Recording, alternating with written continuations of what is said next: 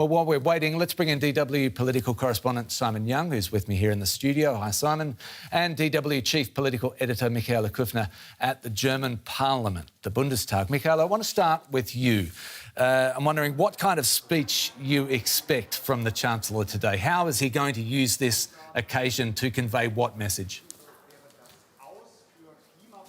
Well, he has to do both. He has to deliver the big picture, and there his big theme is how to bring the global south together on the side of democracies in what is clearly seen as a competition of political systems in this war between Russia and Ukraine. Also, Germany's finance minister, just who's walking through the picture behind me in a moment, has warned that Germany expects an economic crisis. And this is really Germans seeing the pinch of what is a new war in Europe, but also an energy standoff that has led to a whole host of other problems.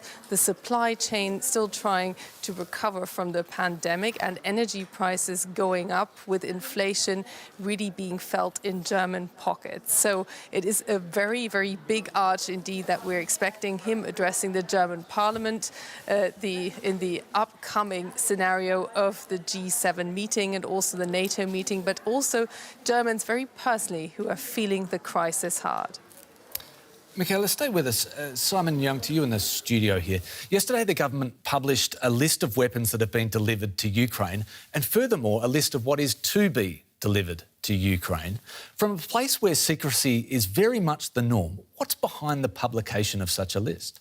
Well, I think you can assume that ahead of these upcoming big summits that Olaf Scholz is heading to, the EU summit, the G7 summit being held here in Germany, and then a NATO summit as well, he really wants to sort of change the information policy and be able to say, look, this is what Germany's been doing. Because, of course, there's been so much international criticism of Germany, suggestions that Berlin's been too hesitant to actually deliver, the concrete military support that Ukraine has been asking for.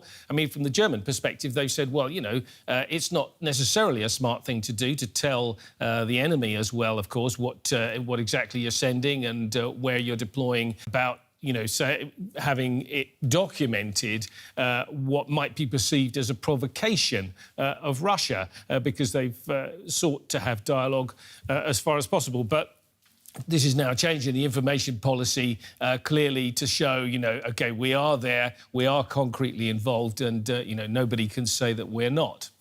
Michaela, Simon raises the word hesitancy. There's another phrase that's come up a lot: too little, too late. Now, members of the opposition, but also politicians from Scholz's own ruling coalition, have used that phrase, too little, too late, when it comes to weapons deliveries. They accuse Scholz of hesitancy. Are they right? Well, we just saw actually German Defence Minister Christian Lambrecht being put on the spot this morning, who said that Germany is going to the brink of what is still responsible sharing of actual hardware. This against the backdrop of those German howitzers, the first pieces of heavy weapons, so-called heavy weapons, now having been confirmed to have arrived after training here in Germany. We saw a pledge of 3 Mars multiple rocket launches, also from the Defence Minister today. But if you set it against what the United States has delivered, what Poland has pledged in terms of proportion of its own GDP, Germany is not ahead. And particularly when it comes to weapons deliveries, Germany is slow. Having said that, its military is in a deplorable state, also struggling to fulfill its NATO commitments. And that was also the counter-argument throughout, with the German government pointing firmly at the defense industry, which is very large here in Germany, to actually deliver. But from the Ukrainian perspective, it has been very little. It has been rather late. But now that the heavy weapons are coming through, there's also signals of gratitude. And I think that list being published also helped in people actually getting an overview of thousands of surface-to-air rocket launches, in fact, that had been delivered, that did make a difference in those early days of the war. Michaela Kufner at the Bundestag, and Simon Young here in the studio. I believe we have a delay to that speech from Olaf Scholz, and we'll come back to that later when he approaches the dais. Well, moving on, and more than 1,000 people have been killed in an earthquake that hit eastern Afghanistan overnight. Hundreds more are wounded. The 6.1 magnitude quake struck Paktika province, a remote area near the border with Pakistan. A local official posted on social media that 90 houses were destroyed and dozens of people are feared trapped beneath the rubble. A rescue operation is underway and helicopters are being used to reach the injured. The disaster comes at a time when Afghanistan is battling a severe humanitarian crisis, worsened by the Taliban takeover. Correspondent Franz Marti in Kabul has more for us. The official Taliban-run state news agency just reported that the death toll is over 1,000 and over 1,500 people wounded, alone in two districts, in Gyan and in Barmal in Paktika. That said, it should be kept in mind that these districts don't have that much of a population, so these numbers are very, very significant. First responders had already in the morning reached the area from nearby cities. There is footage of helicopters landing that were also confirmed by local sources. So aid has reached the place. But of course, given the scale of the devastation, not sufficiently yet, and it takes time to bring more aid material, excavators on site. Franz, weather conditions, the relative isolation of the region all make this difficult. I wonder how much assistance are the Taliban government equipped to offer in an emergency on a scale like this? What the Taliban government can offer is most likely limited. They already before struggled to provide public services because the government is underfunded. So they have already before been dependent on international aid. Also today they called on aid organizations to step in. So much will depend on how fast aid organizations can react and can get aid to these rather remote areas. The areas are accessible by road. It's not; they are not the best roads, unpaved often, and it takes time to ship whatever is needed to such places. The drive alone takes several hours, so it is logistically difficult. Franz Marti in Afghanistan, thanks so much. Well, nearly 5 months into the war, Germany has delivered its first heavy weapons to Ukraine. Ukraine's defence ministry says it's received 7 self-propelled howitzers, the German army's most modern artillery system, and has Ukrainian crews trained in their use. Berlin has faced criticism for its initial hesitation in supplying heavy weapons to Ukraine and for its perceived slow delivery of them. For Ukraine, the weapons cannot come soon enough, and it says it needs many more. Russia continues to make gains in the Donbass region in a grinding war of attrition. Everything that can burn is on fire. That's how the governor of Ukraine's Luhansk region described the situation here. Russia is intensifying attacks in Ukraine's east.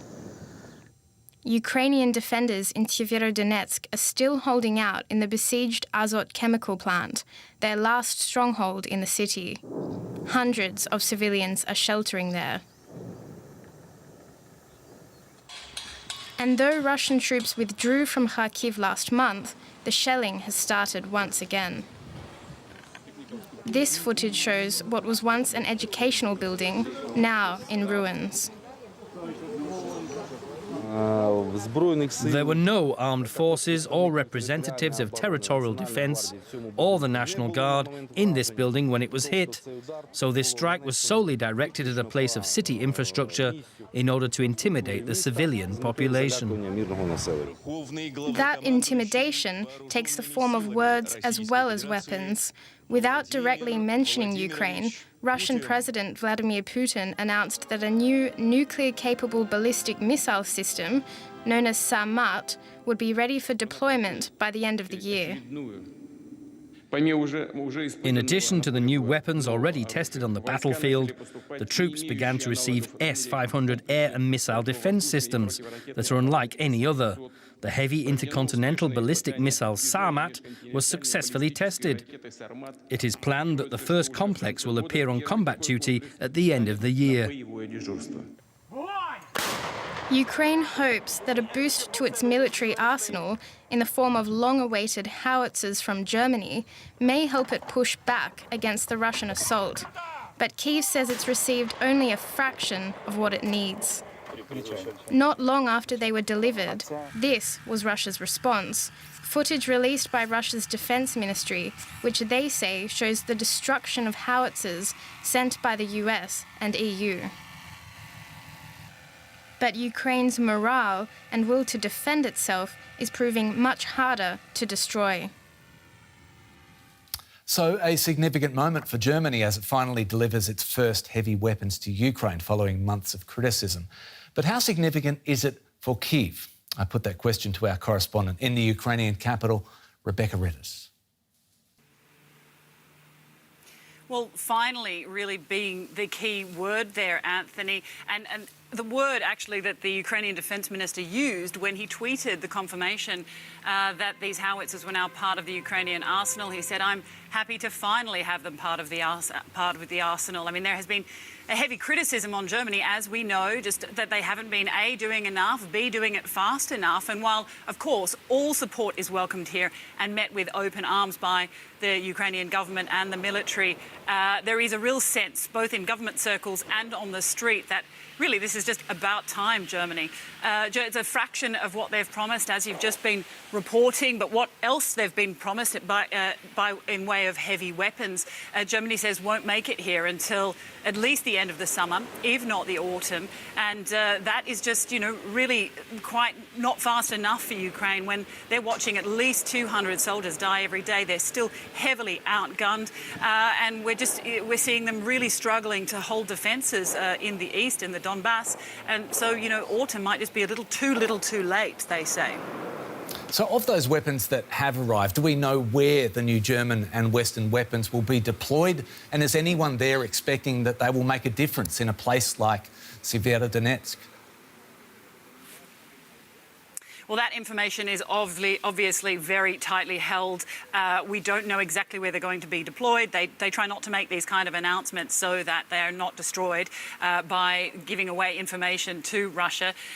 It's very unlikely that it will make an have an immediate effect on what's going on at the current front line, the current epicenter, which, as you say, is in the Donbass and Severodonetsk, and the sister city or the twin city on the other side of the river, Lysychansk.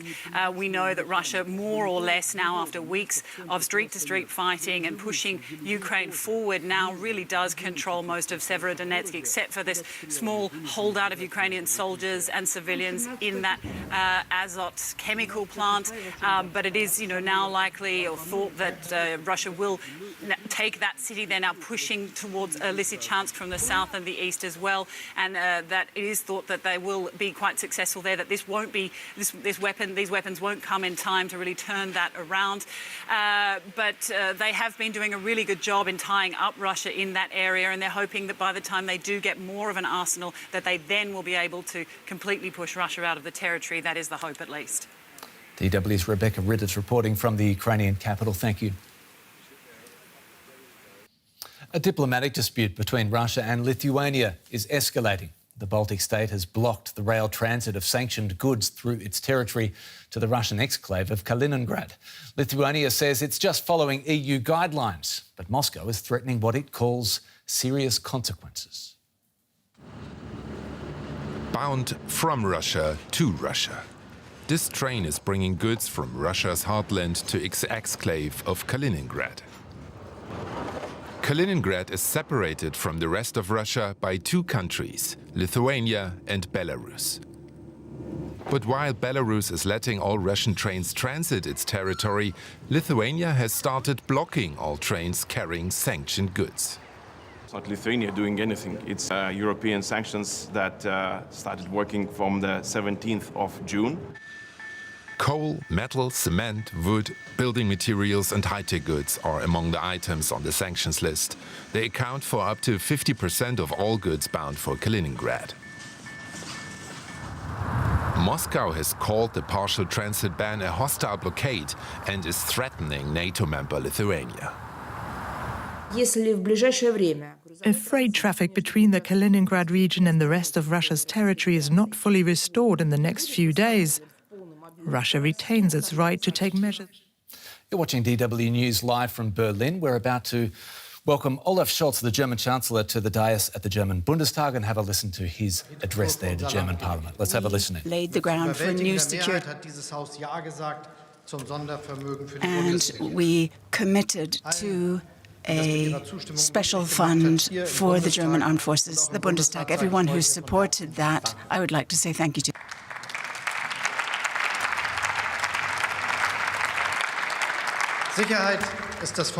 Security is the most fundamental promise that a state owes to its citizens, and this promise has been renewed in the face of the Russian war of aggression on Ukraine. In view of the turning point in history, ladies and gentlemen, the German armed forces will be equipped so that it can protect our country and our allies against any attack. That is the standard for the new Bundeswehr. And for this, our soldiers will finally get the support that they deserve for their important service to our country. And for this, I hope I speak on behalf of everyone. Thank you.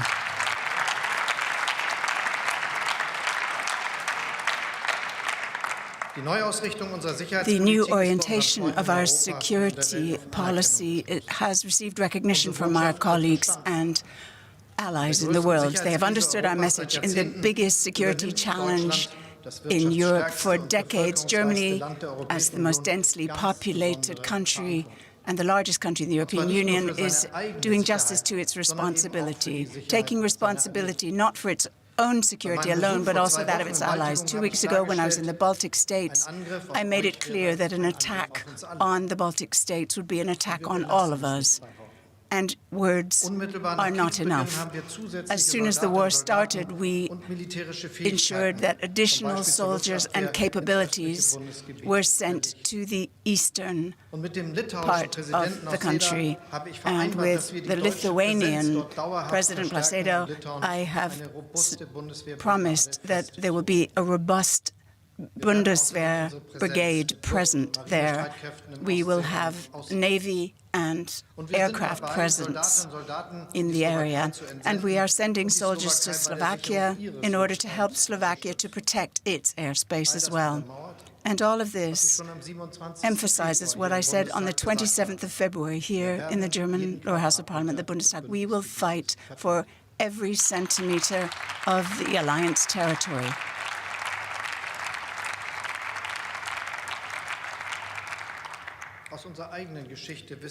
From our own history, we as Germans know that the commitment we've had from our allies is important, and our NATO allies can now rely on Germany. In this commitment, we are going to the NATO summit next week, and because other allies are coming to specifically commit to their contribution to defending NATO, I'm sure we will be speaking with one voice when we come out of that summit. With a new strategic concept, NATO will be adapting to the challenges of the future. The relationship to Russia in the future will play an important role too. To say it clearly, a partnership with Russia based on the strategic concept of 2010 that was our aim is no longer possible, and not possible for the foreseeable future as Putin expands in this imperialist manner. But we mustn't draw the wrong conclusions in this situation. It would not be wise on the base to ensure that the founding act of NATO and Russia be disbanded. That would just play into Putin's propaganda hands. The very principles that Putin has gone against are the ones we need to pursue. We need to maintain the sovereignty of independent states, and we must remind Putin that these are the international rules of play. We, more than ever before, will fight for an international structure based on the rule of law with our partners.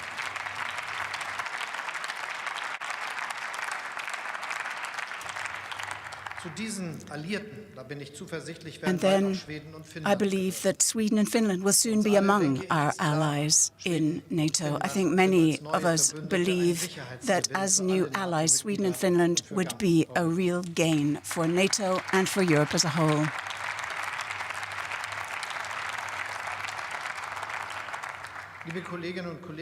Colleagues,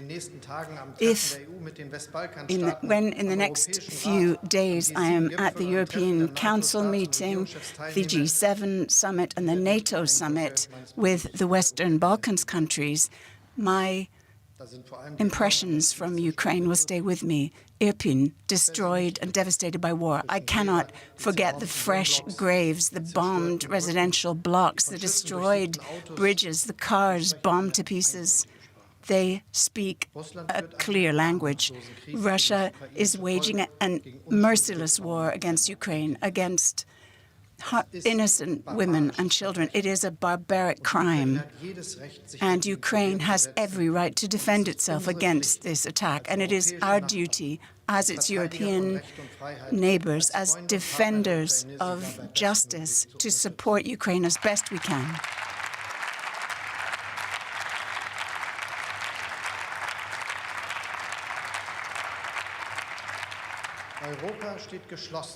Europe has joined ranks with Ukraine. And this is the clear message that Emmanuel Macron, Mario Draghi, and myself said when we were in Kiev. And I assured President Zelensky at the time that we will continue to support Ukraine financially, economically, humanitarianly, and politically, and in the delivery of weapons, as long as Ukraine needs our support.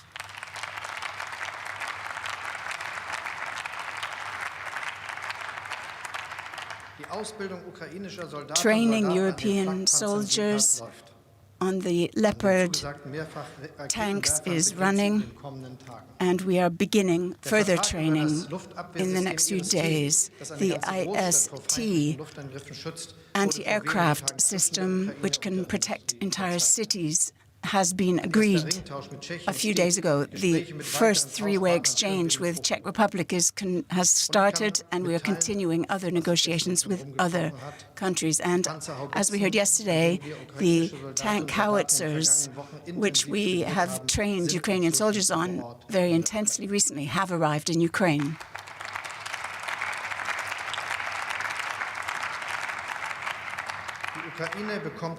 Ukraine is getting the weapons that it most urgently needs in this phase of the war. And I have talked about these very weapons with the President Zelensky. We will continue to deliver them today and in the future. And so that on the basis of facts we can discuss this, the German government has decided to list all of the weapons that have already been sent to Ukraine, as many of our allies have already done.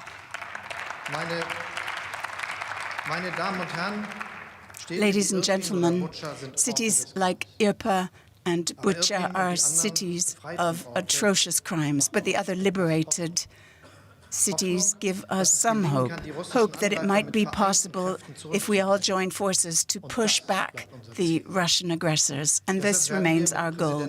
And this is why with President Zelensky, we will continue to debate about future support for Ukraine without NATO ever becoming a warring party. Another thing we assured President Zelensky when we visited Kiev, Ukraine and Ukraine alone will decide in possible negotiations with Russia what is important and right for them. We will not go over Ukraine's head in this matter.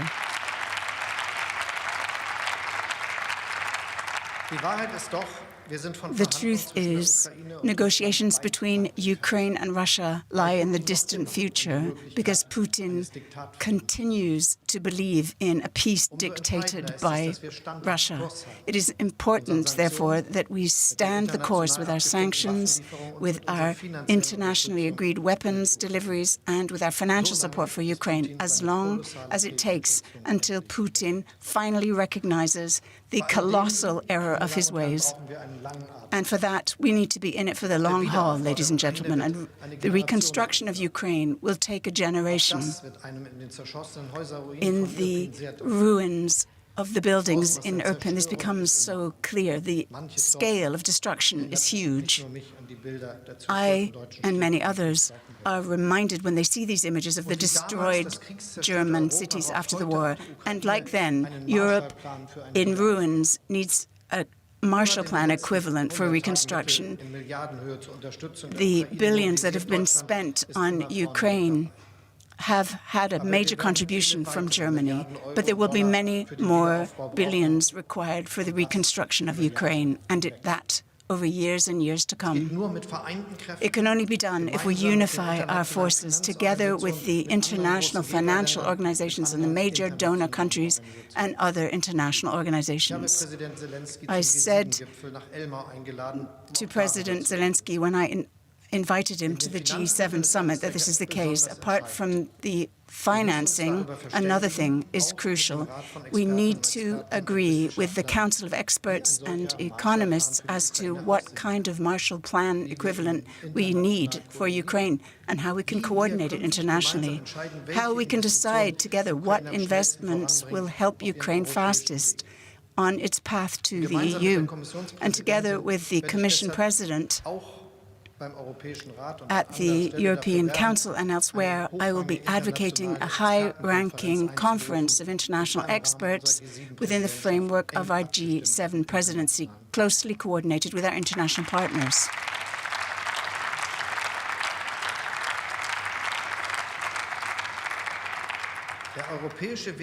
The path into the EU in Ukraine was the key issue when I visited Kiev. And Emmanuel Macron, Klaus Johannes, Mario Draghi, and myself made it clear that Ukraine belongs to the European family. And this is why at the European Council tomorrow and the next day, I will be advocating that the entire EU says yes with one voice, 27 member states saying yes to the candidate status of Ukraine.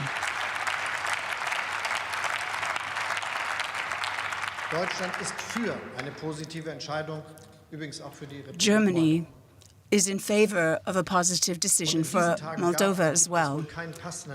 And there's no better place than Kiev to make this clear. Standing side by side with the Ukrainian president and with old and new EU member states from the east and from the west. The Commission has now supported our view, but at the same time, it has set out clear reform steps that are necessary. The guiding principles are the Copenhagen criteria. Questions of the rule of law are crucial, as well as the judiciary, combating corruption and protecting minorities.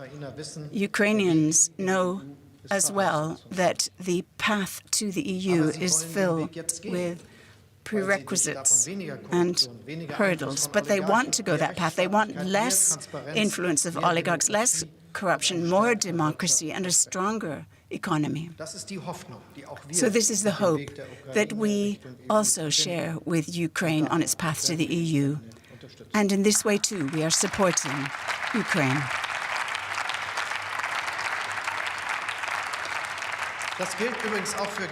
And this is true for Georgia, whose perspective to the EU we want to support as well. At the same time, we're well aware of the fact that the EU must prepare itself for the accession of new member states. So that means that our internal structures must be reformed. And this is why I'm advocating in the future that more decisions are made with a qualified majority, say in foreign policy. The European Union has to be ready to take on new members. This requires institutional reforms, and we should use these reforms to strengthen democracy and the rule of law within the European Union as it stands now.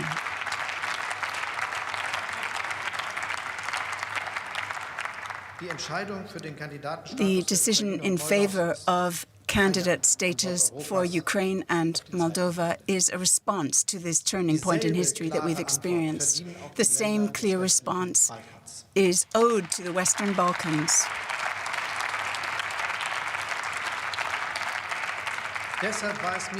And this is why it was important to me to visit this region before I went to Ukraine.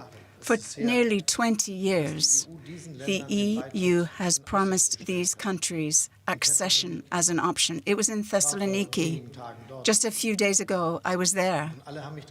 And everyone reminded me of the decision that was made in Thessaloniki, in the same location. Everyone thought at the time that it would be 5 to 8 years, and they would all be EU member states by then. But to this day, this has not come about. And this is why, in this new day and age, it must be clear, now we need the Western Balkan states in the EU.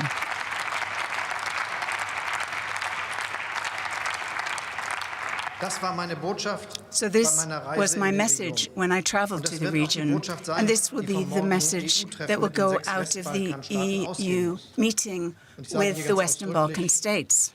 And let me say quite clearly, I very much hope it's going to happen.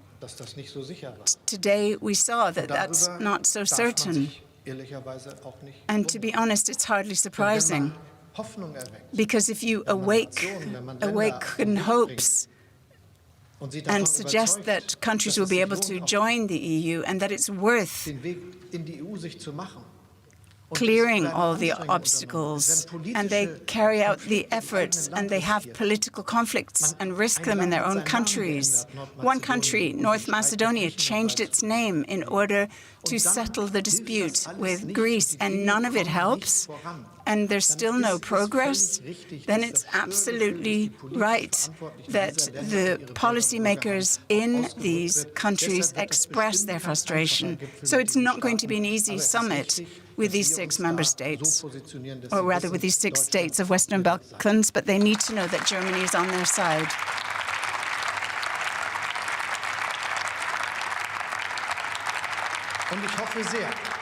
And I very much hope that everyone will do their bit and see the bigger picture and be aware of their responsibility for it. The EU must give green light for negotiations with Albania and North Macedonia. My discussions with the Bulgarian Prime Minister have shown me that he's very constructive in his conversations with Skopje. And we all know, today as well, there are intense debates happening in the country, because that is what makes our coexistence in Europe so difficult, that things that have their foundation in the far past are suddenly used to argue things now that can make a peaceful coexistence difficult. So let us hope that Bulgaria will choose a path that makes it possible for it to unfold its own strength in the European Union, and that it can work closely together with its neighbors in the Western Balkans.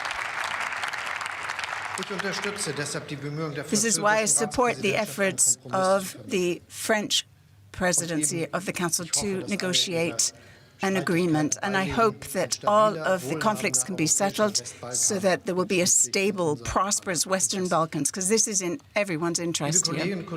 Colleagues, one last thing that took place in our meeting in Kiev.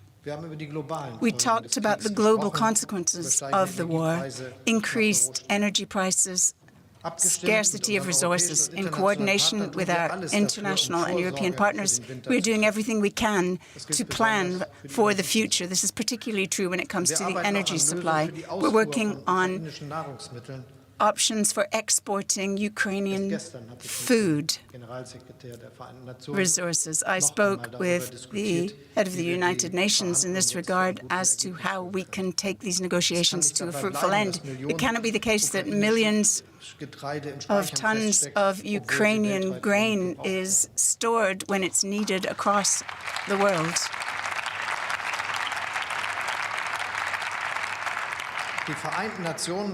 The United Nations are facing the biggest threat of starvation for decades, and many of these poor countries are combating with the consequences of the pandemic. If we do not offer solidarity here, powers like Russia and China will exploit this. And this is why it is crucial that from the summits in the next few days, we send not just the message that the European Union, NATO and G7 have joined ranks as never before, but also that the democracies of the world have joined forces against the battle of Putin's imperialism, but also in combating starvation, poverty, climate change, and health problems. This is why I have invited India and Senegal as the presidency of the European Union, Argentina as the head of the Latin American states in the presidency as well, and South Africa will also be our guests at the G7 meeting. As the presidency of the G7, we've worked with the World Bank for a global food security initiative, a pact for combating future pandemics, wants to set up an early warning system so that we have better readiness and response capacity.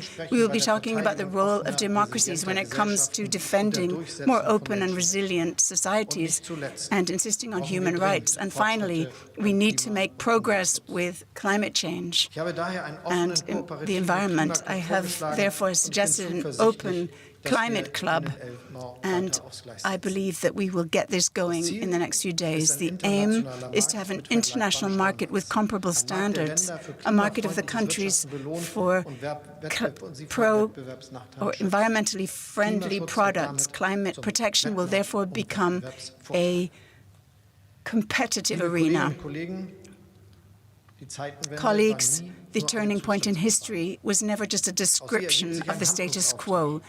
It requires a mandate for our country, for Europe, for the international community. As a country, we have set a new course. We are investing massively in our own security.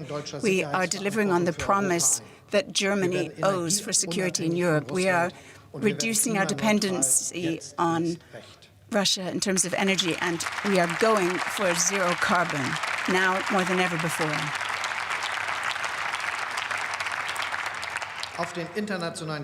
On the international summits in the days ahead, we will see sweeping changes and will be triggering them there. The European Union must be committed to the future of its European neighbours and to the reforms within that it needs.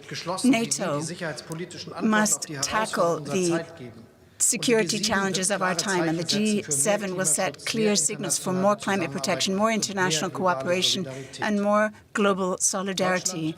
Germany plays a key role in all three of these meetings. There are major expectations of our country. We will do justice to our responsibilities, and this will be the challenge of the next few days. Thank you very much.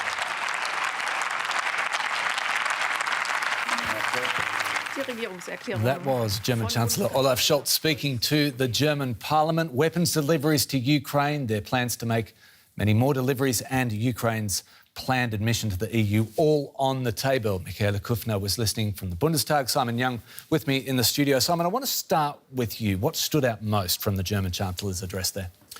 Well, I think he focused, of course, on Ukraine. That was the key thing. And he wanted to send that message Germany is doing everything it can, he says. He says that we're helping, we're in for the long haul, we're backing Ukraine in the way that it needs, financially, economically, with humanitarian assistance, but also militarily. He emphasised that point, referring to weapons deliveries and so on. So, you know, a direct rebuttal, if you like, to those who accuse Germany of not doing enough. I thought it was also interesting that he already jumping ahead to talking about reconstruction of Ukraine. That's one thing he's surely going to be talking about at these summits in the next few days, how to get the financing in place. So that, you know, Ukraine can be rebuilt. He talked about how, you know, the cities there, the ruined cities of Ukraine that he saw on his visit, reminded him of Germany after the Second World War. You know, I mean, he's looking ahead to that. Of course, that also points towards this idea of candidate status for Ukraine as to become a member of the European Union, which is something that'll be discussed at the European summit starting tomorrow. And one other thing I'd pick out, he emphasised this question of European membership for the Western Balkan countries, 6 countries like Serbia, Albania and so on, all queued up and wanting to join. You know, they've been waiting in the wings, not really a very encouraging context when you see it from the Ukrainian point of view. But, you know, there's a lot of countries that have instabilities, and Scholz says perhaps now is the time to bring these countries on the periphery of Europe, if you like, more into the European Union, into the centre and the mainstream. And from Simon Young with me in the studio to Michaela, if one of the unstated goals here, if you like, Michaela, was to quash this notion that Scholz has been moving too slowly on Ukraine, did he achieve that goal? Well, he pointed out that now those 7 howitzers had arrived. It's the first time that he officially confirmed that as well. He pointed out that there's more training going on, that the Gepard tanks will there will be training conducted, but also that the swap with German tanks going towards the Czech Republic and the Czech Republic sending Russian-built ones directly to Ukraine was all now going ahead. But this is all stuff that's still in the pipeline. We expect the pace to really pick up, but still there is a lot of criticism, particularly from the opposition, but also internationally, for Germany being perceived to move too slow, with, of course, the German armed forces being in a very deplorable position, struggling to actually keep up in terms of ammunition for their own demand and the commitments that Germany has made towards NATO. But he didn't really go into terribly much detail on that. It was a lot of big picture stuff. After all, Germany holds the G7 presidency, and he did make a point that it's not just the time to show that the West is united. He didn't use the notion of West, but that's what he's very much afraid of when he talks about the European Union, the G7 and NATO. He says it's also the responsibility to make sure that those effects, that the threat of hunger, that Germany takes responsibility there. And that also means pledging a lot of money and taking on a lot of political responsibility to stabilize the situation, meaning concretely actually getting grain out of Ukraine. Michaela, a point that Simon raised. Did you detect any slight change in the Chancellor's posture here in moments like particularly when he reacted to what he saw in Irpin? Well, he made a point of mentioning specifically the atrocities that are committed there, deriving a very personal responsibility for standing in for Ukraine. What you won't hear from the German Chancellor still is that saying that Ukraine must win this war. What you will continue to hear from him is that Ukraine must not lose, and that it firmly needs to be in the hands of Ukraine how they want to negotiate and any kind of compromise they may want to make in the end in negotiations with Russia. Michaela Kufner at the Bundestag, thanks so much. Likewise, Simon Young in the studio with me. Thanks so much. And that was DW News. Don't forget there's a lot more on our website to be found at dw.com. More news at the top of the hour.